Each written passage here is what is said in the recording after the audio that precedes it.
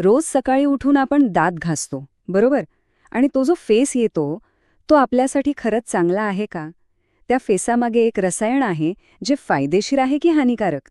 यावर सध्या एक मोठा वाद सुरू आहे. चला, आजच्या या विश्लेषणात आपण याच फेसामागचं विज्ञान समजून घेऊया. तर मग हा फेस येतो तरी कुठून?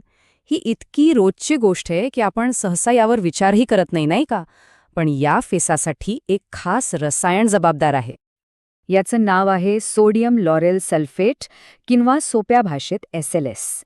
हे एक सरफॅक्टंट आहे, म्हणजे एक असं रसायन जे फेस तयार करतं आणि स्वच्छतेला मदत करतं. आणि हे फक्त टूथपेस्टमध्येच नाही, तर आपल्या शॅम्पू, फेस वॉश आणि साबणासारख्या अनेक उत्पादनांमध्ये आढळतं.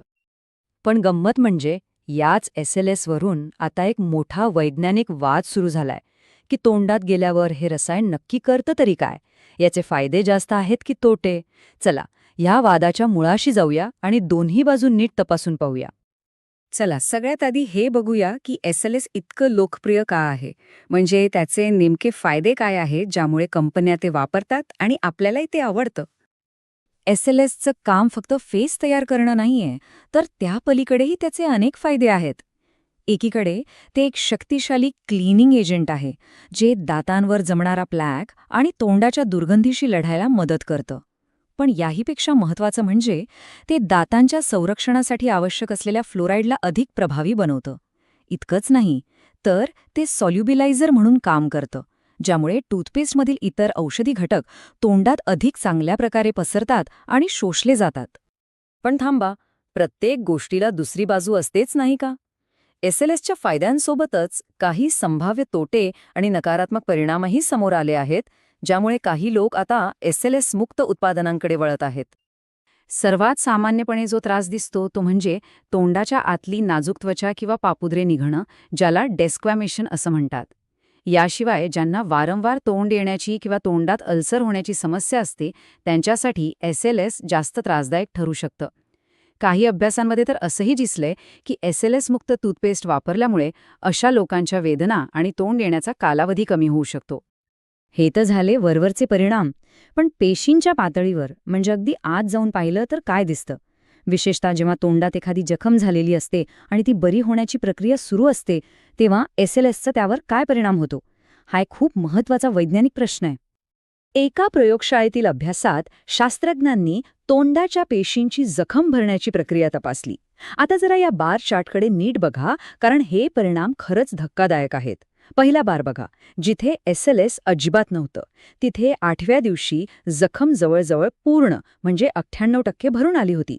आता दुसरा बार, अगदी थोडंसं SLS टाकल्यावर जखम भरण्याचा वेग कमी होऊन 84%वर आला. आणि तिसरा तर बघा, फक्त 0.02% SLSमुळे जखम भरण्याचा वेग किती कमी झालाय? फक्त 25%. हा फरक प्रचंड आहे. तर या प्रयोगातून एक गोष्ट अगदी स्पष्ट होते की प्रयोगशाळेतल्या वातावरणात SLS जखम भरण्याच्या प्रक्रियेत अडथळा आणू शकतं. आणि हा परिणाम SLSच्या प्रमाणावर अवलंबून असतो. म्हणजे जेवढा जास्त SLS, तेवढा जखम भरण्याचा वेग कमी. बरं, मग आता काय? एकीकडे फायदे दिसतायत, तर दुसरीकडे लॅबमधले हे असे परिणाम. मग खरं काय मानायचं? यासाठी आपल्याला प्रत्यक्ष माणसांवर झालेल्या अभ्यासांकडे वळावं लागेल. चला, सर्व माहिती एकत्र करून एक मोठं चित्र पाहूया. आणि इथेच एक खूप महत्त्वाचा अभ्यास समोर येतो. 2016 मध्ये प्रसिद्ध झालेल्या एका मोठ्या क्लिनिकल चाचणीतील हे थेट वाक्य आहे. या अभ्यासानुसार प्लाक कमी करण्यावर आणि हिरड्यांच्या आरोग्यावर SLS असलेल्या आणि नसलेल्या टूथपेस्टचा परिणाम अगदी सारखाच होता. आणि इथेच तर खरी गंमत आहे. वैद्यकीयदृष्ट्या पाहिलं तर दोन्ही टूथपेस्ट सारखंच काम करत होत्या. म्हणजे प्लॅक कमी करणं किंवा हिरड्यांची काळजी घेणं यात काहीच फरक नव्हता. पण लोकांना कोणती आवडली? अर्थात ज्यामध्ये चांगला फेस होता, छान चव होती आणि ताजेपणा जाणवत होता. म्हणजे SLS वाली. चला तर, मग या टेबलमधून सगळा गोंधळ दूर करूया आणि एका नजरेत सगळं समजून घेऊया. प्लॅक आणि हिरड्यांच्या आरोग्याच्या बाबतीत दोन्ही प्रकारच्या टूथपेस्ट जवळपास सारख्याच प्रभावी आहेत. वापरकर्त्याच्या अनुभवाच्या बाबतीत SLSला पसंती मिळते, पण काही लोकांना त्यामुळे त्रासही होऊ शकतो. ज्यांना वारंवार तोंड येतं, त्यांच्यासाठी SLS त्रासदायक ठरू शकतं.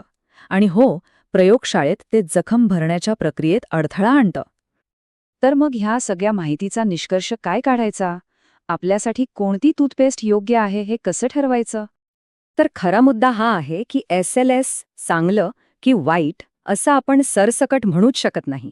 विज्ञान आपल्याला हेच सांगतंय की योग्य निवड ही प्रत्येकासाठी वेगळी असू शकते.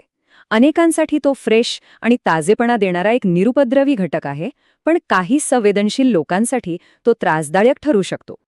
मग निर्णय कसा घ्यायचा? सोप्पा आहे. या 3 पायऱ्या लक्षात ठेवा.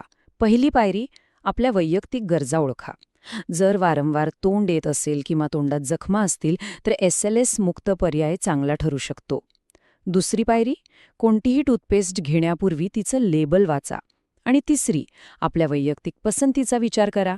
जर दाट फेस आवडत असेल आणि कोणताही त्रास होत नसेल तर SLS असलेली टूथपेस्ट वापरायला हरकत नाही.